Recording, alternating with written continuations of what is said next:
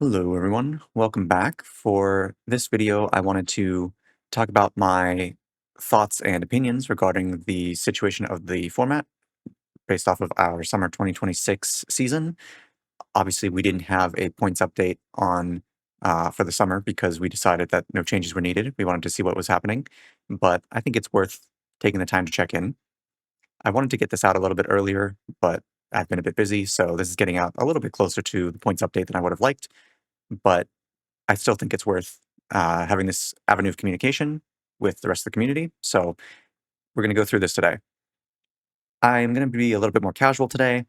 I will probably do a little bit of editing. So if there's some uh, sort of jump cuts between trains of thought, it's because I sort of lost what I was doing and had to do another retake. So just be prepared for that. All right, let's start with a few disclaimers. The first is that all the opinions that I'm stating today are my own. They do not represent the uh, opinions of the entire council. We all are individual players. We all have individual opinions. We do usually come to a pretty good consensus, but these are all my opinions. Do not take this as sort of the official stance of the format. Also, these are only my personal beliefs. It's not a promise of upcoming changes. So I'm going to talk about a lot of cards today.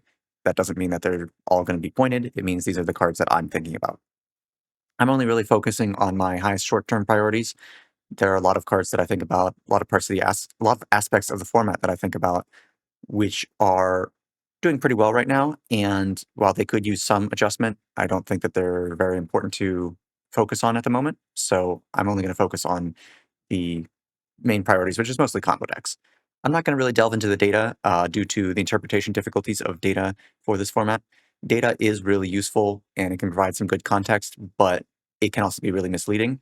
I wrote a, I don't know what you would call it. I guess it would be, you could call it an article. I wrote basically a Google Doc explaining this a few weeks ago, and I'll link that in the video description if you're interested in reading more. But basically, the format is really, really small, and especially for combo decks, the play rate is really small, and it's very hard to both interpret the data based on raw numbers and also based on lack of context.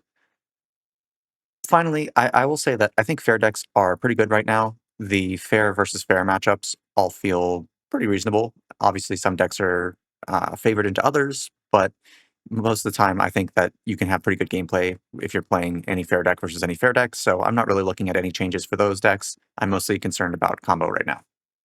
So let's talk a little bit about strategies for pointing combo.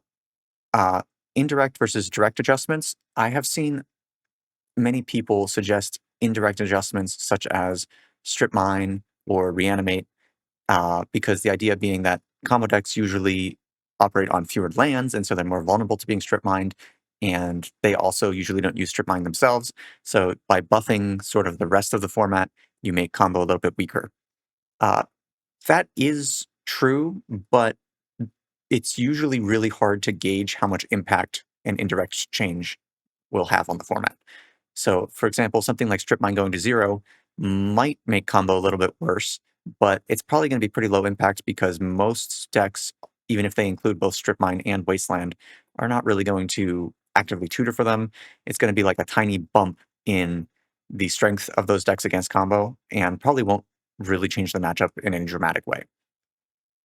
It's also not really specific to any deck. Uh, for example, a control deck with Strip Mine or Wasteland is probably going to be less impacted in terms of its playability against combo versus an aggro deck versus a mid-range deck. It's really hard to actually choose which matchups an indirect change fixes, and so it's just not very targeted. That's not to say that they're bad, but those are not the kinds of changes that I'm interested in at the moment. What I want to talk about mostly today are direct or targeted changes. If you point something like a Yawgmoth's Will or an Enlightened Tutor, you can pretty easily identify which decks are going to be affected by those changes. And that makes the impact a lot easier to predict. It also means that you can deliberately target and weaken specific decks rather than saying, I'm going to buff everything else and see what happens. Some decks are going to get better than others. I can say, well, a deck that uses Yawgmoth's Will is particularly problematic. We can directly reduce the power of that deck by limiting their access to Yawgmoth's Will or by making them pay for it. I'm going to move on to talk a little bit about fast mana. I'm not going to talk very long about fast mana.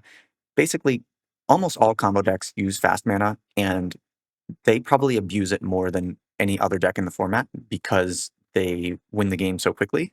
And so having acceleration to go past their normal sort of goldfish turn is really, really powerful. Like, if an aggro deck uses a Chrome Mox, it powers out like a 3-drop earlier. And that's strong, but it probably doesn't win the game right away. If a combo deck powers out a Chrome Mox or a Mox Diamond earlier, they're tutoring, they're executing their combo, they're just winning on the spot.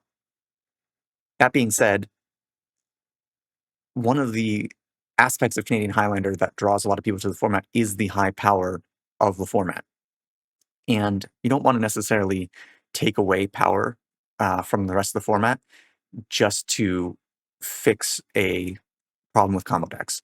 It's sort of similar to the indirect versus directed pointing. If you point something like Chrome Mox, you hit every deck in the format that uses Chrome Mox, including aggro, including combo, but it's not very targeted at just combo. If we want to specifically reduce combo's power, then I want to focus on cards that are basically used only by the combo decks. Another reason is that if we look at something like fast mana, take Mox Diamond. A lot of fair decks are not going to use Mox Diamond because they don't really benefit very much from it. A lot of fair decks do use Chrome Mox.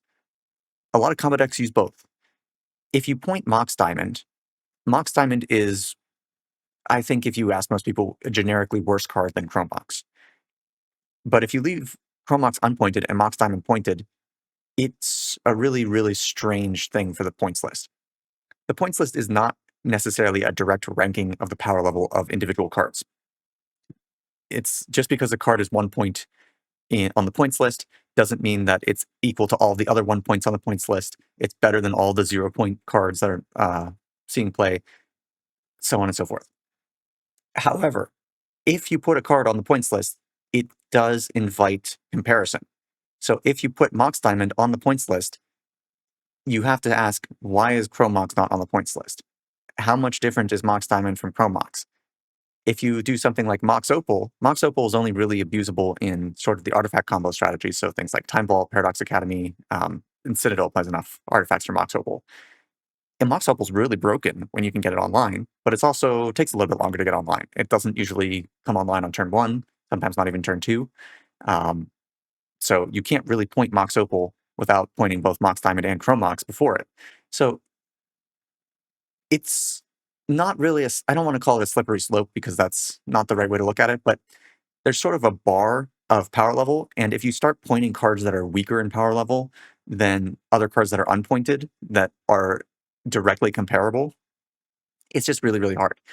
Things like Lotus Petal and Grim Monolith appear in a bunch of combo decks, but they're not really that strong of like they're really strong in the context of combo, but in a vacuum, they're not very strong cards.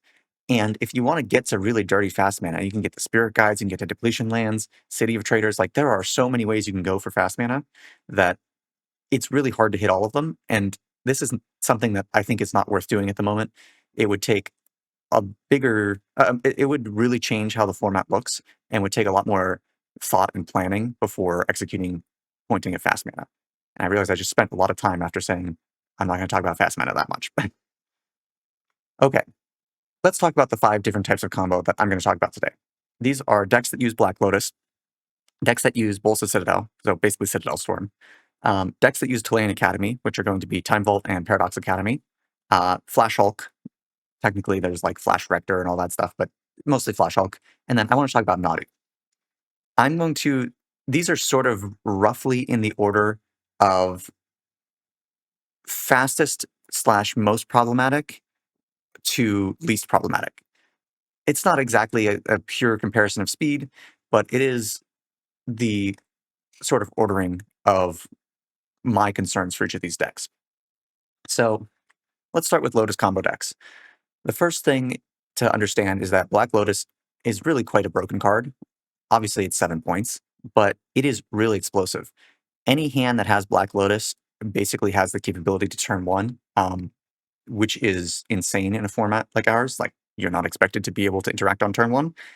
And if you can get to Black Lotus on turn 2, you can usually turn to. Basically, Black Lotus is just like a really broken magic card. That means that it's really hard to get under decks that use Lotus, even if you do play the right amount of interaction, because what are you going to do? Have turn one interaction every single time in a 100 card singleton? That's really, really difficult. In addition, these Lotus combo decks have become really resilient because they have way too many avenues to combo. It used to be that you'd have something like Will Storm, which was Lotus plus Demonic Tutor, and you were always winning with Yawgmoth's Will for Tendrils. Rarely they would play Empty the Warrens, but almost always they'd play Tendrils. That left you with a deck that was actually pretty vulnerable because all you needed was Graveyard Hate. Obviously, you could play like counter spells, discard, whatever, but Graveyard Hate would cover the one avenue that they have to win. But if you look at something like how Lotus Breach is constructed nowadays, obviously they have the Breach plan, which is resistant to some forms of Graveyard Hate, but is still a little bit vulnerable to Graveyard Hate. They have things like Oath of Druids, which a lot of Breach players are now playing Oath of Druids, which means that, if you're playing a creature deck and you're trying to pressure them, they slap down an Oath of Druids, mill into an Atraxa. Now you got something else you got to deal with. And the printing of the Fantasticar has been really powerful because the Fantasticar dodges artifact hate. I mean, obviously you can shatter the Fantasticar, but it dodges things like Collector Oof because you don't actually care about activated abilities on the Fantasticar. It dodges Graveyard Hate because it doesn't use the graveyard. It can dodge counterspells because you can get under counterspells. And this is like way too many ways to use Black Lotus to win the game. And of course, Lotus Breach can even play Yawgmoth's Will, so they can play a normal Tendrils line, which avoids any sort of enchantment or artifact removal. If you look at something like Regrowth Storm, which I'm the progenitor of, it uses regrowths like Ritual Restoration to pick up Black Lotus. So it is vulnerable to Graveyard Hate, sort of, but sometimes it'll just put out like an Eve for Storm equals 5 on turn 1, or it'll Tendrils you, or it'll Fantasticar you, or, so on and so forth. It's like there are too many ways to win that are really, really quick, and you just can't cover all of them. Like, even if you can cover one of them, you just can't cover all of them. So, in my opinion, Lotus combo decks just don't have enough weaknesses to exploit if you're playing against a strong pilot without resorting to really extreme measures. And even some of those extreme measures, I mean, they're just not enough. Like, if you play Rest in Peace, it used to be like if you played against Underworld Breach and you played a Rest in Peace, they can't win without getting rid of that Rest in Peace. And Rest in Peace is like, I'm Rest in Peace's biggest defender, but also it is not a very playable Magic card in Handminer because it's way too extreme. But if you play Rest in Peace now, they don't have to win with Breach. They can win with Oath of Druids into Atraxa. They can win with Fantasticar. If you play against Regrowth Storm, yeah, it turns off their regrowths, but they can still put out like a Stormscale Scion for Storm 2 or 3. They can still Fantasticar you. Like, that's crazy. You have to get to like things like Deafening Silence or Rule of Law effects, which are obviously really, really strong against Storm, and turn off almost all of the lines. But like, those are really extreme measures. You do not want to draw those cards in other matchups. So let's talk about cards that I think are worth pointing for Lotus combo decks. The first is Yawgmoth's Will. I think that Yawgmoth's Will coming off of the list was correct at the time, but it's become really apparent how broken Yawgmoth's Will is as a Magic card. It's obviously not as broken as something like Underworld Breach, but any deck that can use Yawgmoth's Will basically only cares about Graveyard Hate and avoids almost all other interaction because you don't care about permanents staying in play, and usually you can play around some amount of counter magic. So Yawgmoth's Will really represents like a perfect pivot point for something like Breach Storm, because Lotus Breach, all of those other methods that I talked about, Fantasticar, Oath, Breach, they're all vulnerable to enchantment removal or artifact removal, which in most cases is the same. Most playable effects in our format are naturalizes. I guess there are some shatters, but most of them are naturalizes. So if you get rid of Yawgmoth's Will, now there is a clear axis of interaction that you can use for Lotus Breach. And because Lotus Breach is 10 points, Lotus is 7, Breach is 3, they can't possibly run Yawgmoth's Will. It's even good against, it's good to point this for Regrowth Storm too, because it at least makes them pay for it. The second card that I think is most likely to be useful for affecting these decks is Lion's Eye Diamond. Lion's Eye Diamond is a lot worse than Black Lotus, but a lot of times it also functions pretty much exactly like Black Lotus, and it's just really good redundancy. Um, if you have Black Lotus and LED, you basically can do like anything in the world. It's kind of insane.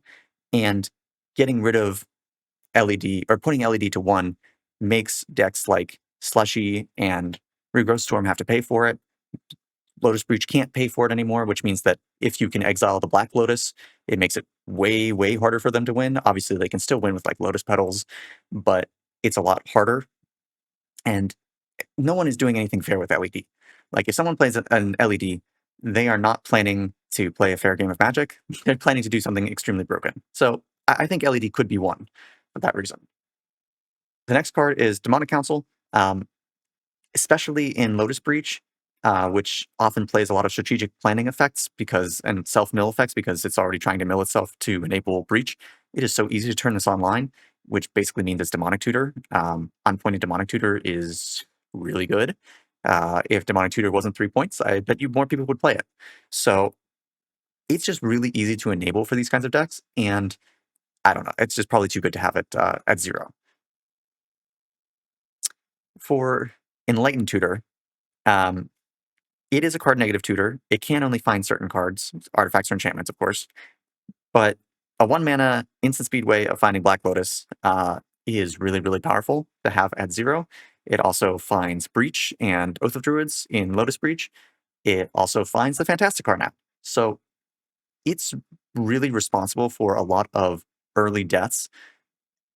Like having a combo deck win on turn 3 or 4 is pretty fast, but is not, it's not untenable for a format that is as powerful as ours.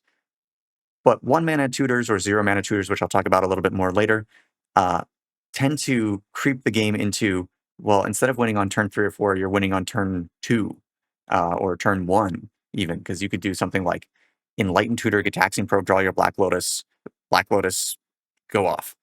And so 1 mana tutors are really, really broken in terms of the speed of the format. And I think that removing a 1 mana tutor from these decks' arsenals will slow them down. It's not. Let me put it a different way. There are a lot of 1 mana tutors. Reducing the amount of 1 mana tutors will reduce the amount of times that these decks win early, which will give a little bit more breathing room for counterplay, whatever that counterplay looks like. And so I think that's a reason for Enlightened Tutor to potentially be on the points list, even though Enlightened Tutor is sort of an embarrassing card if you look at it in a vacuum, but in context, it's just really, really powerful. And then I want to talk about the Fantastic card. If you haven't played against the Fantastic card, this might seem like, why are we pointing this? It's been out for, gosh, I don't know, 2 months or something like that. This card's really broken. If you get it into play early, you no longer care about counter spells because you don't need to have any of your spells resolved to pop the Fantastic card. It doesn't care about things like Collector Oof because you don't care about the activated ability of Fantastic card. It doesn't care about the graveyard. It requires only Storm 4, which is like trivial to get to. You can do that in honestly way too many ways to count. Dark Ritual, Black Lotus, Cabal Ritual, just casting a bunch of cantrips, casting a bunch of 0 mana spells. It's so easy to crack. And I have yet to see a Fantastic card lose the game once it is resolved. Like once it has been put into play, I've yet to see it lose the game. That's not true. I've seen it lose once, but it is just really, really broken. And I think this is way too strong of a pivot point for all of these decks. Like Lotus Breach was pretty strong, but when it was vulnerable to enchantment removal and graveyard hate, that was fine. Now it's can dodge enchantment removal and graveyard hate by just playing the Fantastic card, and that is something that I think probably shouldn't stay in the format long term. All right, I've talked a lot about Lotus combo decks because I think that these are the most problematic decks at the moment. They aren't in every meta, but when you have somebody who is an expert on these decks, they are just so blisteringly fast and resilient that it just feels almost hopeless playing against them. All right, let's talk about Citadel Storm. Near and dear to my heart. The thing about Citadel Storm is Tinker is a 1-card win condition. Yes, you need an artifact, but you can play a bajillion artifacts. There are a million artifacts that either make mana or are super cheap or are lands.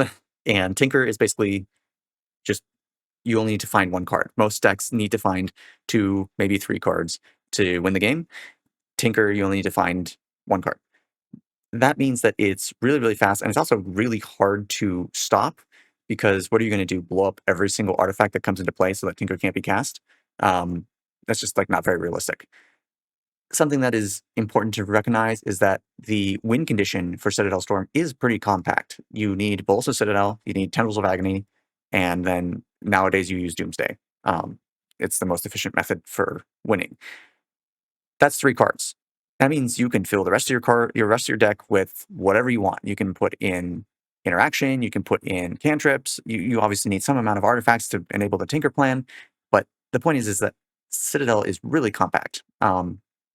And I didn't mention this with the Lotus Breach, but Lotus Breach also is really compact in terms of the amount of slots you need for your win condition, so you can put in a lot of slots for protection. Another thing is that Tinker is only 3 points, and that means you get to use many points for really premium tutors that most other decks don't have access to. So Vampiric, Mystical Tutor, Imperial Seal, these are not required for the deck to function, but they are really, really powerful. They happen to work very well with Citadel because top deck tutors, when you can cast things off the top for free, being able to fix the top of your library is really, really broken. But they're also just really good for fast wins. We had already talked about how Enlightened Tutor is really powerful for being a 1-mana spell that finds you what you need and contributes to speed. Well, what about Vampiric Tutor, Imperial Seal, etc.? These are all really, really powerful. Another thing about Citadel Storm is that it has a lot of flexibility. It's always had the Citadel plan. It's basically always had a Yawgmoth's plan, which means that you can dodge artifact removal for Bolus of Citadel.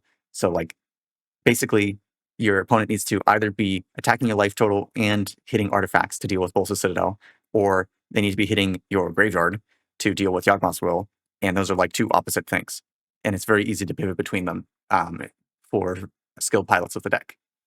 We also got Fantastic Heart. It's not as good in this deck as it is in Lotus decks, but it's still pretty good. So that's yet another way that the deck can win that is just really hard to deal with. So it's really flexible. It's really fast. I will say, I don't think Citadel Storm is as problematic for the format as Lotus decks. And it's not because of a lack of speed. The deck is really fast, but it's surprisingly hard to pilot. And that shouldn't be hard to pilot, shouldn't be a function of allowing a deck to skate by just because it's hard to pilot. Because if a person dedicates enough time, they can be good at a deck, and then suddenly that hard to pilot barrier is no longer an issue. But there are a lot of ways you just randomly die, like your opponent randomly hits you for like 12 off of fast mana, and then suddenly you can't pivot fast enough off of Citadel and you just die. And for that reason, it's like Citadel is very powerful, but it can lose to more things randomly. Let's just put it that way. So let's talk about potential points. We've already talked about Yawgmoth's Will. Citadel uses Yawg-Will to have a backup plan. It's interesting because Citadel is probably the best deck at using Beseech the Mirror, so they could theoretically pivot to Gaia's Will, which is a suspend-only version of Yawgmoth's Will that you can cast for free with Beseech the Mirror. And in some ways, it's actually stronger because if you hit it off of Citadel, it doesn't cost you 3 life, it costs you 0. But I will say, having played Citadel Storm for a long time, there are a lot of times where you just draw Yawgmoth's Will in your hand, and you use that to go through a will line, and you can't do that with Gaia's Will. If Gaia's Will is in your hand, it is a dead card. You are not going to suspend it for 4 turns and hope for the best. So hitting Yawgmoth's Will would meaningfully impact the ability of the deck to pivot, or at least make them pay for it. Currently, Citadel sort of floats its last point between the One Ring and balance, so making them pay for Yawg Will is a pretty valid move. We talked about Enlightened Tutor. Citadel actually doesn't really care about Enlightened Tutor that much, but it does play it because it finds LED, it finds Bana Vault. You know, those are both really, really strong cards. If you're playing the One Ring, it finds the One Ring. But the deck would just drop Enlightened Tutor and not worry about it. But 1 fewer 1-mana tutor means the deck is a little bit slower. That's good for the format. Personal Tutor is basically only played in this deck. It's a really bad tutor, but it finds Tinker. 1-mana tutor to find Tinker, usually pretty good. Also, once you're Citadeling, it finds Doomsday, which then wins you the game. I would be reluctant to put this on the list, but it would be a potential option. LED, we've talked about. LED sort of bridges the gap between the Tinker plan and the Yawgmoth's Will plan, if you made the deck pay for it, they probably would. They would probably have to drop a top deck tutor, but it's something that could be pointed for Citadel Storm, but it's mostly for Lotus Breach decks, or for the Lotus decks rather. And then finally, you could point Tinker. Um, Tinker being at 3 is, I won't say it's wrong, but Tinker could probably be 4, and it would also be okay. So it's just an option. It would not be my preferred option because, again, I don't actually think Citadel Storm needs a lot of directed pointings. It takes enough splash damage because it overlaps with the other Storm decks that if you point things for the other Storm decks, it's going to hit the Citadel deck, which is going to naturally lower its power. But if we really felt that we needed to directly point Citadel, I think Tinker is a good option. Let's talk about Academy decks. So there are 2 main Academy decks that I'm going to talk about, which are Time Vault and Paradox Academy. They are very different. Time Vault's an A+B deck. The thing about Time Vault is that it's extremely compact and efficient. Time Vault plus Key is 4 mana, which is all colorless, so you can accelerate into it in any way imaginable. You get to exploit artifact synergies for Time Vault to have a lot of explosiveness that you normally wouldn't associate with a deck like Time Vault because it does play sort of like a mid-range deck. Unlike Citadel Storm or the other Storm decks that I just talked about, Time Vault plays like real interaction. It plays counterspells, it plays removal, and it sort of looks like a normal mid-range deck. You usually see things like Uro and Quantum Riddler and all these other cards that are more mid-rangey. And that means it actually has a fair game plan that you have to respect, unlike the other combo decks, which are more all-in. They definitely, those other decks are still resilient, but they are basically always going to win with comboing. Time Vault doesn't need to win with comboing. It can kill you with Urza Saga Constructs, it can kill you with Urza himself, hit you with Quantum Riddlers, and you get all of that because Tolarian Academy gives you a ton of mana. Mana Vault gives you a ton of mana, works with the keys that you're already playing for Time Vault. And your combo is so compact and easy to get off. So Time Vault is really, really scary because it's so efficient and it gets to play like a mid-range deck, but it also gets to sort of play like a fast combo deck, which seems like it shouldn't be possible, but it is.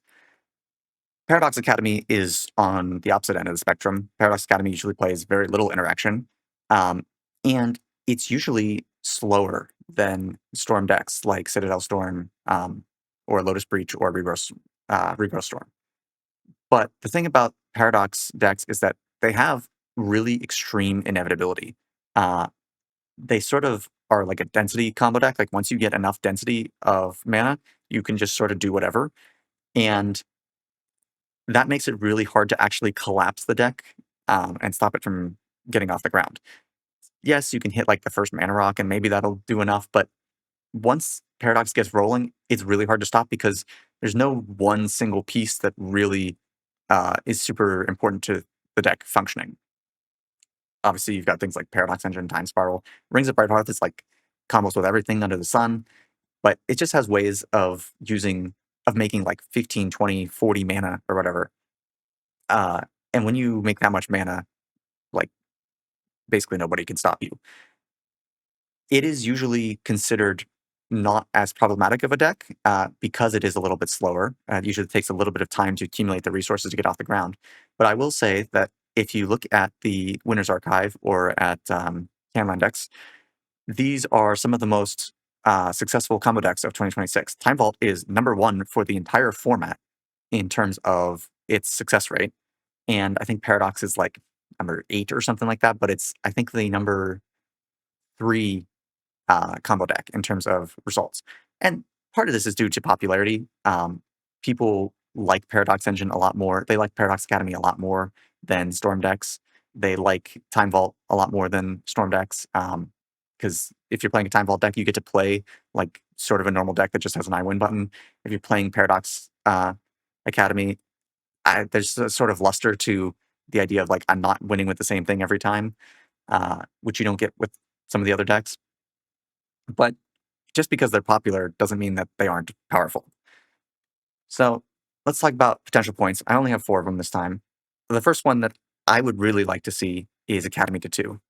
Again, the points list is not a direct ranking of the power level of individual cards, but Tolarian Academy is it's like one of the most broken cards of all time, and it's sort of shocking that it's been 1 point for so long.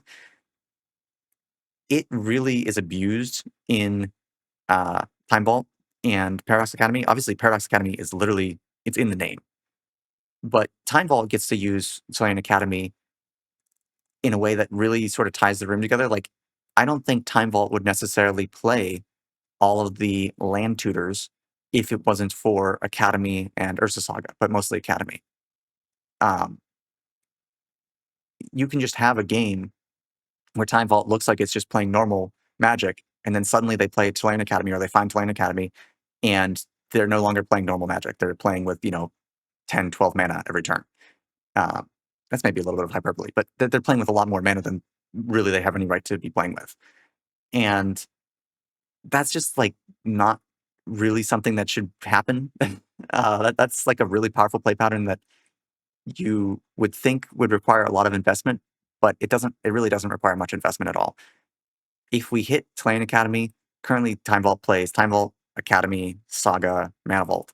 If you make Academy 2, they either have to drop Mana Vault or Urza Saga. If they drop Urza Saga, that's fewer land synergies. If they drop Mana Vault's really broken with keys and is more explosive than Academy, although Academy is pretty explosive itself. Uh, and so I think that really cuts down on the speed of Time Vault decks, which I think is good. Time Vault is perfectly situated as a sort of slower combo deck that gets to play a mid-range game plan. It's when it acts like a fast combo deck that it's a problem, and I think Tolarian Academy is one of the big outliers for that. If we didn't point Tolarian Academy, I think Crop Rotation is definitely on the list of potential cards. I know that people play Crop Rotation to do things like, strip mine their opponent or, go find some utility land. But realistically, Crop Rotation has a problem when it's getting broken lands like Tolarian Academy. All the other land tutors like Sylvan Scrying or Expedition Map or even Sowing Micah Spawn, um, they take a lot more mana investment to get the land into play. Things like Sylvan Scrying and Expedition Map, you have to have a land drop open. Crop Rotation, you don't need a land drop. It costs 1 mana. It's instant speed for whatever that matters. And it's just like you can go from a board that looks like you're not doing anything to playing Crop Rotation by tapping a land that pays for Crop Rotation. So it basically costs you 0 mana. And then you get Tolarian Academy, and suddenly you now have 10 mana. And that's an insane play pattern that I think really fuels both Paradox Academy and Time Vault.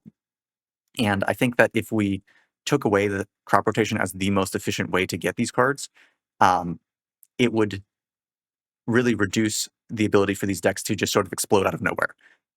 Obviously, they can still tutor for Academy in other ways, but it's a little bit more telegraphed, or at least it's a little bit more resource intensive. Like if you pay 3 mana for an Expedition Map, play it and crack it, and then play Academy, and your Academy makes you 5 mana, yeah, it was still really good, but you still have to spend quite a bit of investment to get it into play. Whereas Crop Rotation is just like no investment at all. If you point Crop Rotation, it gets out of Time Vault. Academy probably still plays it, but that's okay. Academy being a deck that has the ability to play a wide point spread means that it can absorb cards that make it can absorb the cards that it wants to use easier than these other decks. And that's perfectly fine because it's willing to pay for Crop Rotation. I don't know where I was going with that. That's basically all I wanted to say about Crop Rotation. It's really broken when it's getting Academy. It's pretty broken when it's getting Urza Saga. And yeah, it has some fair uses, but also it has some really, really unfair uses. And this has been pointed before. I think that it's reasonable to say that it could be pointed again. So we've talked about Enlightened Tutor in the Storm decks. Paradox Academy actually doesn't usually play Enlightened Tutor, so this wouldn't really affect Paradox Academy. That's fine. This is mostly a Time Vault hit. It's not the best tutor for Time Vault, but also, again, Time Vault is fine. It's fine if Time Vault is spending time playing a mid-range game plan and then plays like a 3-mana tutor, like a Trinket Mage or a Tribute Mage or whatever. It's when it goes, okay, land, Enlightened Tutor, land, Mox, Time Vault, Key, whatever. Like it just, when you get to really, really fast starts, that's when the deck starts feeling like it's broken. And Enlightened Tutor is a strong contributor to those really fast starts because, again, 1-mana tutor. Transmute Artifact, I think this sees play in some Paradox lists. They could probably take it or leave it. It's definitely a lot weaker than Enlightened Tutor, in my opinion. I know that Transmute Artifact, a lot of people have said that Transmute Artifact is stronger in Time Vault than Enlightened Tutor is. But it's also slower. You need to have an artifact in play. Again, that's not like the hugest requirement, but if you put like a 0-mana artifact into play and then transmute it, you still need to pay like a mana difference. So at least it sort of washes out there. But it's slower. Yes, it's a 2-mana tutor. Yes, it's really powerful, but you're not going to win on like turn 1 with transmute artifact most of the time. You're not going to win on like turn 2 or 3 with it most of the time. Like this is mostly like a turn 4+ card. And while that is pretty powerful for what it does, it's probably on the weaker side of cards that could be pointed.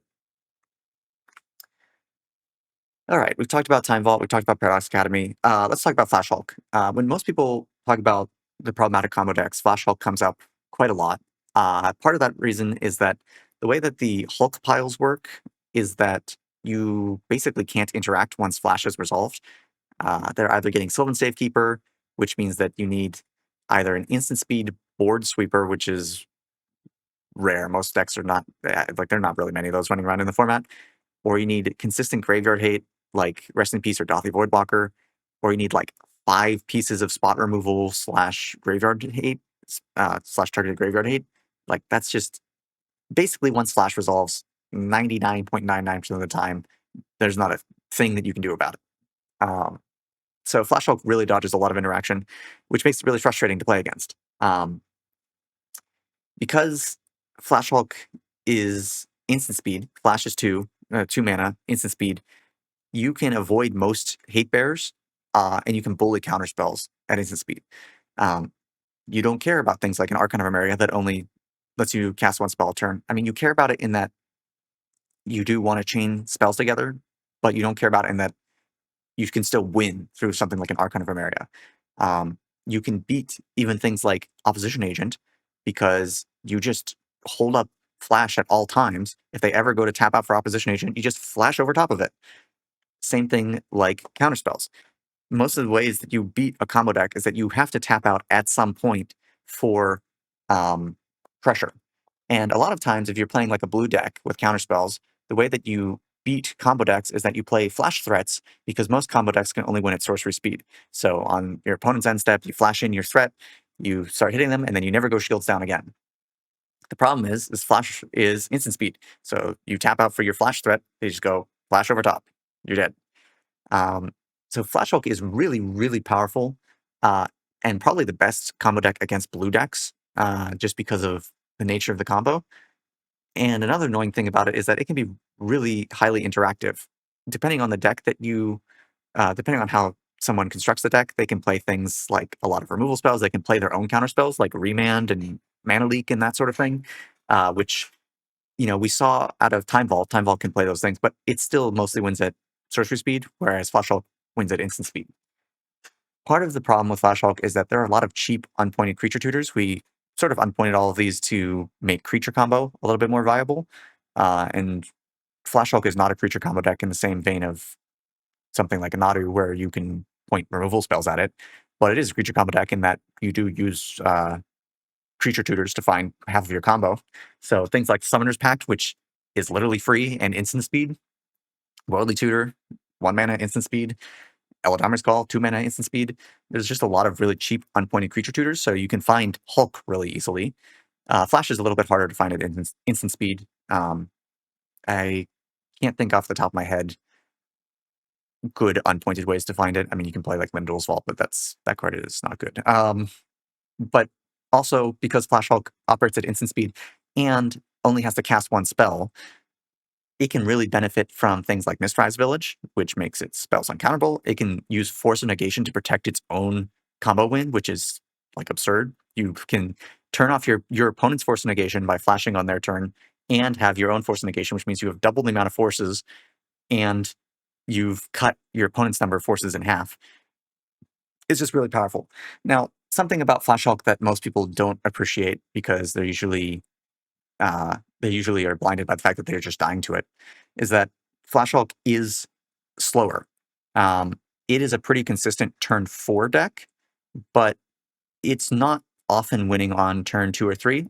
Uh, it can, of course, but it's usually more of a turn 4 deck, and its mana is usually a lot worse than people think. Like, there's a lot of times where if you just wasteland a Flash Hulk player, they just die. They just like can't cast anything anymore. So it is actually reasonable if you're playing an aggro deck to race Flash Hulk in a way that I don't think is really feasible against the Storm decks. Things like Lotus Breach, Regrowth Storm, and Citadel Storm. That being said, Flash Hulk still really powerful. So let's talk about potential points for Flash Hulk. I think the first point that I would aim for is Summoner's Pact. Listen, if you're tutoring for your combo pieces, that's just how it works in 100 card singleton. You need to tutor for them. But part of the aspect of tutoring for combo pieces is that you have to spend mana to tutor for your combo pieces.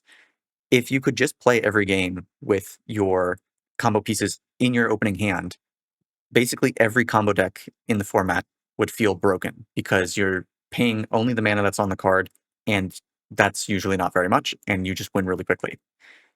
The reason that combo decks feel even slightly balanced is that you don't get to start every game with your cards, with your combo cards in your hand, and you have to spend quite a bit of mana to find them. If you're spending, 2-3 mana to find your combo pieces, uh, your combo's a lot slower. Summoner's Pact costs 0, so it kind of ignores all of that. It's instant speed, and it's crazy because you can even play around like a Rule of Law effect, like an Archon of Meria, because you Summoner's Pact on your opponent's turn, and then on your turn, in response to your own upkeep trigger, you flash. So I think Summoner's Pact, no one is playing Summoner's Pact and intending to do fair things with it. So Summoner's Pact is probably the most egregious of the tutors, just because it is literally 0 mana, goes into your hand. It's not card negative. Yeah, so Summoner's Pact is where I would look to for Flash Hulk points first, just because it is really the outlier. Like, we talk about putting 1 mana tutors on the list. Well, what about a 0 mana tutor? Spellseeker is sort of my next hit, and I know I just talked about 0 mana tutors being really powerful and a 3 mana tutor not being very powerful. Uh, but something that's interesting about Spellseeker is that it's actually one of the few cards that you can draw in the deck that can find either Flash or Hulk really easily. Spellseeker can find Hulk by Summoner's Pact or by Worldly Tutor.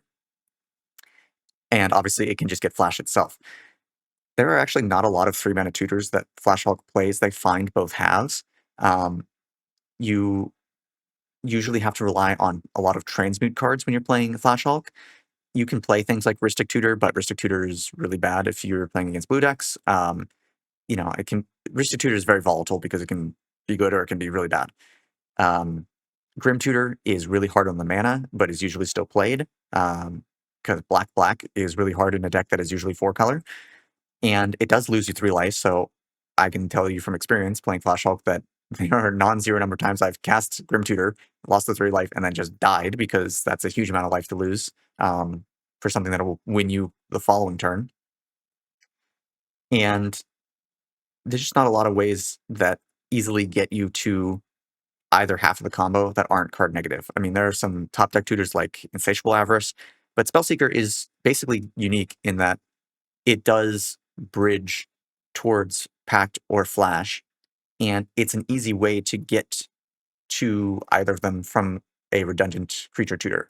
You can definitely get to Flash through Demir Infiltrator, but Spellseeker is sort of rare in that it's like one of the few 3 mana tutors that actually finds both halves of the combo, which is not true of most of the tutors in the Flash Hulk deck. So I think if you take Spellseeker from them, it actually does meaningfully hurt the deck. And then Worldly Tutor, I've already talked about Worldly. I don't think I've talked about Worldly Tutor actually yet, but it's basically like Enlightened Tutor. It's like Summoner's Pact. It's really cheap, finds you what you need. Instant speed. I don't know that it needs to be pointed for this deck, but if it did, it would be a pretty good hit to the deck, and the deck would still function, of course. But we've already talked about 1 mana instant speed tutors, why they're so problematic. Again, Flash Hulk is usually fine if it's having to spend a bunch of time transmuting for its pieces. but when you only have to spend 1 mana to find what you need, um, it's pretty good. It usually leads to the faster kills, and that's usually the problem people have with combo in this format. It's not, oh, my combo opponent killed me on turn 4 or 5 or 6 after tutoring multiple times. It's they cast an instant speed tutor on turn 1 after I, tapped out for my Surveil land or whatever, or I played my Mana Dork, and then they killed me on turn 2. And 0 and 1 mana tutors lead to more of those turn 1 or 2 kills, so that's why I would point Worldly Tutor, why I would put Worldly Tutor as a potential pointing. All right. Finally, let's talk about Nadu. Nadu sort of flies under the radar, no pun intended, because most people look at it and say, well, it's a creature combo deck, which means that it's more interactable. Every deck plays creature removal, and you can point creature removal at all the pieces in Nadu. I guess except for like Shuko, but like you can hit Nomads, you can hit Nadu, you can hit most of the relevant pieces in Nadu with removal spells that you already play. And so people innately look at it as being more palatable. If you're playing against Flash Hulk, if you're playing against Storm decks, even if you're playing against Time Vault or Paradox Academy, you usually have to include cards that are not cards you would normally include. Like some cards, like a Canker Bloom, you would probably just play that anyway. It's a reasonable card. It has flexibility, but it can still. Its floor is that it's still a 3/2 for 2, which is a perfectly reasonable body. But when you have to start going towards cards like a Braid or, um, Graph Digger's Cage, for example, like you have to start playing these cards that are really narrow for those different decks. That feels really bad, and you don't have to do that for Nadu. But I will say Nadu has a really, really low cost of inclusion, which means that it really stifles other creature combo exploration. I guess the reason people really like Nadu is that people like creature combo, which has been absent for a while. Creature combo has just not been very good, and Nadu is so pushed that it made creature combo playable again. But a big thing is that Nadu really beats up a lot of fair decks because it just generates huge value, and it has its own fair plan. Like you could just play good creatures in Nadu, and people have to respect that. It also has a huge amount of tutors, which allows it to pivot really easily. So we've been seeing since Time Walk came down, um, a bigger increase in people including the Seeker Walk package, because even though Seeker Walk is vulnerable to like everything under the sun and costs 6 mana, you can get to 6 mana with your dorks pretty easily, and it's a 1-card win condition. Seeker can get you a lot of useful cards in the deck, a lot of tutors. Time Walk is just already a good card in the deck because it's either helps you develop or while you're comboing, if you hit Time Walk while you're Nadu comboing, then you can cast and you can cast it. You basically don't ever have to pass the turn. A lot of the problems with Nadu as a combo deck is that you generate this huge amount of value. You put all your lands into play. You put all these creatures into play, but then you usually have to pass the turn. And traditionally, you can get around that by playing something like an Orm's Chant or a Ranger Captain of Eos, something that can silence your opponent so that they basically can't do anything and they have to pass back to you and then you win. With Time Walk, you don't ever have to pass back to them. So you just make a board of like 20 creatures, play Time Walk, you win. And Ephemerate is also a really good value piece. You can just play it on all of your ETB creatures, or probably more insidiously, you can cast Ephemerate targeting your Nadu, which resets all of the triggers that you had for Nadu. So, like, say you use Nadu, you use it on 4 creatures. Okay, that's 8 Nadu triggers. And then you cast Ephemerate on your Nadu. Well, now your Nadu resets and you have 8 more triggers. It's pretty hard to fizzle with Time Walk or Ephemerate in the deck. And obviously, not every Nadu pilot includes these cards, but it's pretty easy to include because it's not a lot of dead cards, and it's really easy to pivot to them. Another thing that we've been seeing is the inclusion of a lands package. We've seen things like Ice-Tail Explorer because it's just a pretty strong value card, and it's not hard to get ahead of your opponent when you're wasting or stripping them twice a turn, and it's like this alternate game plan that is something that an opponent has to respect, and it has a very low cost of inclusion. Like you're already playing green, you're already playing creature tutors, you're already playing a lot of lands because you need a lot of lands for the Nadu game plan. You're already playing things like Bright Glass Gear Hulk that can get you fast spawn and Zern Orb if you really wanted to go infinite. And you're probably already playing crop rotation because crop rotation gets you Gaia's Cradle, it could get you Field of the Dead, and now it can get you Strip Mining Wasteland for this Lance package. So Nadu can pivot between these packages pretty smoothly, which makes it really, really strong. And I just find it very interesting how little Nadu is talked about because it's currently very successful despite being in a quote unquote bad meta. Um, Nadu's worst matchups by far are faster combo decks that don't care about interacting, like Flash Hulk, that don't care about interacting with what Nadu's trying to interact with. So things like Flash Hulk, Storm decks, maybe even Time Vault. I actually haven't seen the Time Vault versus Nadu matchup, so I don't really know. But basically, the Storm decks and Flash Hulk are some of the worst matchups for Nadu. And yet, despite that, Nadu is the number 2 combo deck from the last points change. And by last points change, I mean in March, when we lowered Time Walk. So that says a lot, in my opinion. Obviously, Nadu is probably just a popular deck, but the fact that it is doing so well despite having, quote unquote bad matchups that everybody keeps talking about, I think really speaks volumes to how powerful Nadu is as a deck. And I do think that Time Walk going to 5 was really quite successful. So I don't really want to raise Time Walk back up again. So let's talk about potential points for Nadu. If we raise Spellseeker, it at least introduces a little bit more of a cost of inclusion to the Secret Walk package. You could still have Nadu Walk decks, but at the very least, they have to pay for Spellseeker. And I think that's a reasonable enough hit that it slows them down a little bit. Obviously, it doesn't change the deck a whole lot, but it at least makes including the Spellseeker package or the Secret Walk package a little bit less free. And I think that's fine because we didn't really see this Nadu Walk style take off when Time Walk was 6. So when Spellseeker plus Time Walk becomes 6 again, I expect that it won't be as popular.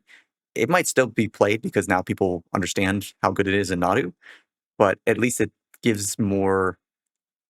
How do I put it this way? It gives more of a reason to explore going back to like triple mock spreads for Nadu.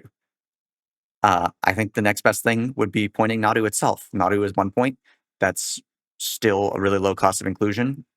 It's really trivial if you're playing another creature combo deck to just slot in Nadu plus Nomads or Nadu plus Shuko or Nadu plus Lightning Greaves, because creature combo decks in general just have so few points attached to them that spending 1 point to add, like, frankly, a broken card to your deck is really trivial. I would like to see creature combo get a little bit more exploration without Nadu, and I don't think that's going to happen if Nadu stays at 1. So I do think Nadu could easily go to 2. It wouldn't kill any of the Nadu decks. The Nadu decks would still be really good. They would just have a little bit more thinking to do with how they select their points. And then crop rotation, we talked about it with Academy, but turns out Gaia's Cradle is also really powerful. Not as powerful as Academy, for sure, but still really powerful. Getting Field of the Dead is pretty good when you're Nadu comboing off. Makes it really hard to fizzle. Getting Strip Mine for all those land synergies, really good. So again, I don't think Nadu needs a lot of adjustment, but I think having some adjustment would be nice. I would start with Spellseeker. I would probably go to Nadu next, but I think crop rotation is a reasonable third because crop rotation is played in most of the Nadu decks,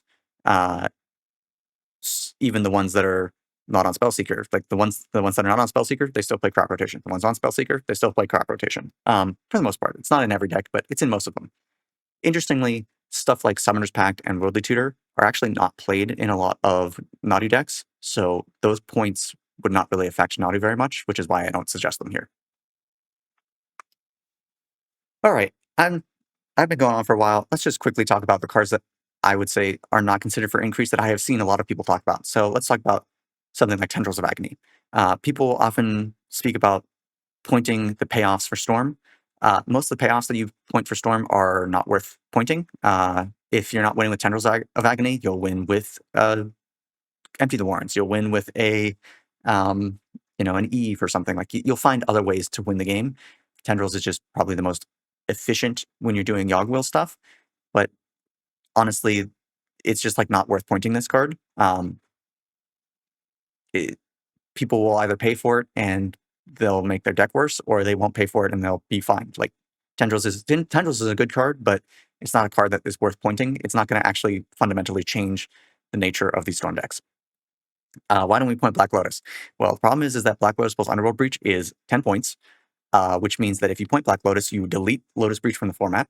And we try not to do that if at all possible, because people play this format to play any deck, almost any deck. There are some decks that are not very popular, like, say, Lotus Will Storm, that uses Lotus plus Demonic Tutor. And if those decks happen to die because of a pointing, it's really unfortunate, but it's okay. A deck that is as popular, like a tier 1 deck, like Underworld Breach, like Lotus Breach, being pointed out of the format is untenable, in my opinion. You're taking a deck that is popular, powerful, a known role player in the metagame, and you're saying we fundamentally cannot balance this deck, and we're going to get rid of it. That's just not worth doing, in my opinion. Lotus DT is going to die, but honestly, I think Regrowth Storm is going to take the place of Lotus DT, and it's going to be mostly the same. Like, the thing that makes Lotus Will Storm important is Black Lotus plus Yawgmoth's Will, not Black Lotus plus Demonic Tutor. Gamble, really efficient 1-mana tutor, right? Problem is, it's kind of embarrassing as a card. Like, there are a lot of times you'll just lose when casting this card. It only really sees play in Breach decks. Doomsday Breach, Lotus Breach, traditional Lotus Breach. It's just not a very good Magic card, so there's not a good reason to point it. It's sort of going back to that conversation. Why do you not point Mox Diamond when you... why not point Mox Diamond instead of Chromox? Well, because Chromox is better, and so why would you invite that comparison? It's sort of a similar thing with Gamble. Why would you point Gamble and not something else? Because now you're inviting comparison with other unpointed cards, and Gamble is much worse than those other unpointed cards, even if it is maybe stronger in certain contexts. Profane Tutor, I've seen this come up a lot as an option. It is really strong in Citadel because you can cast it for free off of Citadel, and it's played in a lot of combo decks because it is effectively a free Demonic Tutor, but it's also slow. Like, most of the problem with combo in this format, again, is they win on turn 2 or 3, rarely turn 1, and you just can't do anything about it. Profane Tutor says, I'm putting this into play, and you have 2 turns to figure something out. That's something that I think is definitely... It's something that is allowed to be in the format. But, like, if you suspend a Profane Tutor, you're putting your opponent in check, but you're not putting them in checkmate. And that's not really worth pointing, in my opinion. It's really slow. Like, let's be honest, it's just really slow. Even though it is a free tutor on the combo turn, it's a 2-mana tutor. And if you point this card, I don't think anyone will ever pay for it. So it's just going to sit on the points list, and we try to avoid doing that if we can. Oath of Druids. Oath of Druids mostly sees play in exactly Lotus Breach. Sometimes you'll see it in other decks, but it has a reasonable cost of inclusion. And part of what makes it so powerful is access to it by things like Enlightened Tutor. So if you point Enlightened Tutor, you probably don't need to point Oath of Druids. It is a strong card, but it's also a card that sees play in a very narrow range of decks and has a pretty high cost of inclusion. Even if that cost of inclusion seems low for combo decks, it's just like a card that is going to sit in points purgatory if you point it.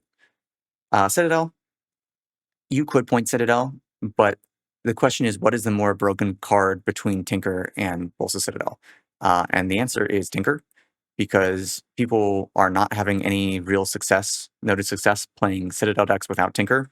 So clearly the reason that Citadel is broken is that Tinker is putting it into play. Obviously, if you do point Tinker, you hit other decks like Paradox Academy that are playing Tinker without Bolsa Citadel. But at the same time, those Academy decks are doing pretty well. Maybe it's okay to have some splash damage. I just don't see a world where you point Citadel for the sins of Tinker. It's possible that it could happen in the future. I'm not saying it's impossible forever, but I don't really see it happening. Protean Hulk. There are decks that use Protean Hulk that are not Flash Hulk decks. They're not problematic. Why would we punish those decks if we don't have to?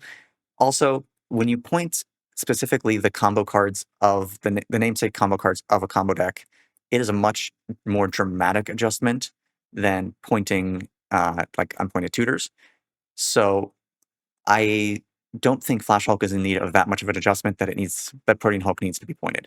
it's basically the same reason for Flash. I don't think that Flash Hulk is in such dire need of adjustment that you need to point exactly Protean Hulk or Flash. And also, if you point these cards instead of something like Summoner's Pact, they still have access to Summoner's Pact. They just have to lose like Imperial Seal, which is a big hit, don't get me wrong, but they still have access to all the same unpointed cards. So I would rather hit more unpointed cards before exploring the more extreme options like hitting Flash or Protean Hulk. We talked about Breach. You don't want to ban Lotus Breach from the format. Time Vault. Again, this is a lot more dramatic than pointing some of the other cards that they might want to hit or they might want to play. I could talk philosophically about why I don't like any card going to 8 points, but basically, I don't think that Time Vault going to 8 is as interesting as Academy going to 2, or Enlightened Tutor going to 1, or Crop Rotation going to 1. Like, there are a lot of other ways you can adjust Time Vault without using the nuclear option of putting Time Vault to 8. Fast Bond's pretty broken Magic card, but also it doesn't do anything on its own. You need to have other cards to combo with it. So I don't really see this ever going on the points list. I don't see many people talking about this, but I figured I'd bring it up. And then Time Walk, I have considered the reduction of Time Walk to 5 to be one of the best changes to the format in a long time. It has given new life to people experimenting with Time Walk in a variety of shells and has been really, really, really good for the format. Just because there are some outlier decks that can use it doesn't mean that it should go back to 6. I think that there are other ways to affect those decks, like pointing Spellseeker. There could come a time later on where Time Walk might need to go back to 6, but I would prefer to avoid that at this point. All right, so let's wrap this up. My preferred cards for pointing. I think I would highly prefer Enlightened Tutor, Yawgmoth's Will, and Spellseeker to be pointed. Yawgwill and Enlightened Tutor both hit Lotus Breach. They both hit Regrowth Storm, and they both hit Citadel Storm. Enlightened Tutor less so, Yawgmoth's Will definitely. Spellseeker hits Nadu a little bit, makes the Secret Walk package harder to include. It hits Flash Hulk, which I think is really good. So those are all good hits. Yeah, not much else to say there. I think that Demonic Council, Summoner's Pact, Tolarian Academy, and the Fantasticar will eventually be pointed if they're not pointed right now. Academy being at 1 has always been sort of a steal. Demonic Council is just really, really strong. Like, it has a few hoops you have to jump through, but the decks that can jump through those hoops do so with ease, in which case it's a 0-point Demonic Tutor, which is far more powerful than things like Tainted Pact or Wishclaw Talisman, which are already on the points list. So I think that's probably going to happen eventually. Summoner's Pact, again, nobody's using Summoner's Pact to do fair things. You're only intending to do really, really gross things with it. And a 0-mana tutor is like, what are we doing here? And then the Fantasticar, if it doesn't get pointed now, it's because it's too new. But again, if you have not played against this card, played with or against this card, I just said this card. That was unintentional. If you have not played against this card, it is absurd. I can't imagine it staying unpointed forever. So I think it will eventually get pointed. I would rather rip off the Band-Aid and do it now. And then I think cards that are worth keeping in mind, Nadu, Crop Rotation, and One-Side Diamond. I don't know that these need to get pointed right away, but I think that they are definitely above the bar for pointing. So I think that they are always worth keeping as options that can be considered. So let's just wrap this up. My conclusions. I think the format's in a good spot for fair decks. Maybe there's some adjustments to be made, but it's pretty low priority, so I want to focus on combo first. I think combo could still be reined in a bit and could be reined in a little bit and still be powerful. Combo decks eating 1 to 2 points right now, I think would, if every one of the combo decks that I talked about today ate 2 points, I think they would all still be playable and arguably still top tier. They would not necessarily be like leaps and bounds ahead of everyone, but I think they would still be playable. I think people don't realize that combo has been regulated a lot harder in this format, a lot more strictly in this format in the past, and that combo is basically one of the main reasons that the points list exists, because if we didn't have the points list, like, every deck would just be combo soup. So I think combo will still be playable regardless of the changes. I actually want to talk about this real quickly. I know I'm over an hour at this point in my recording, but one thing that I've heard from a lot of people about why they don't like how the format is doing right now is that they say they go to brew something and then they look at their decks matchup, their brews matchup, and they say, I just can't beat combo. It's not worth playing. And then they abandon it, and it really discourages them. And I am sympathetic to that sentiment. But the thing is, combo will always be playable in this format. We're never going to like delete combo from the format, and combo decks especially will always prey on decks that are weak to them, especially if they don't respect them. If you're playing a synergy mid-range deck that takes, that wants to go till turn like 6 or 7 or 8, and is putting together a bunch of engines and is not expecting to interact with its opponent really quickly, you're going to die to the fast combo deck that, wins on turn 4 or turn 3. That's not going to change regardless of how much we point combo decks. So I would just say temper your expectations, or understand that if you're going to be brewing in that space, this will always be a weakness. Now, that doesn't mean combo can't be, pointed a little bit, but it does mean that combo is not going to magically disappear just from a few pointings, and it's not going to magically make all of these brews that lose to combo beat combo. So that is something that people will have to accept as part of the cost of doing business. I only say this because it is a sentiment that I've seen echoed a lot, and it's a sentiment that's really hard to reconcile with the actual capabilities of the points list. So I think in total, I think you should probably expect 4 to 6 changes for this update. I would expect probably on the lower end, but I would be happy to have maybe 6 changes. I don't think it's going to happen, but we'll see what happens. So, all right, I've been speaking for a long time. I think I covered pretty much all I wanted to say. I do want to say, if you want to see more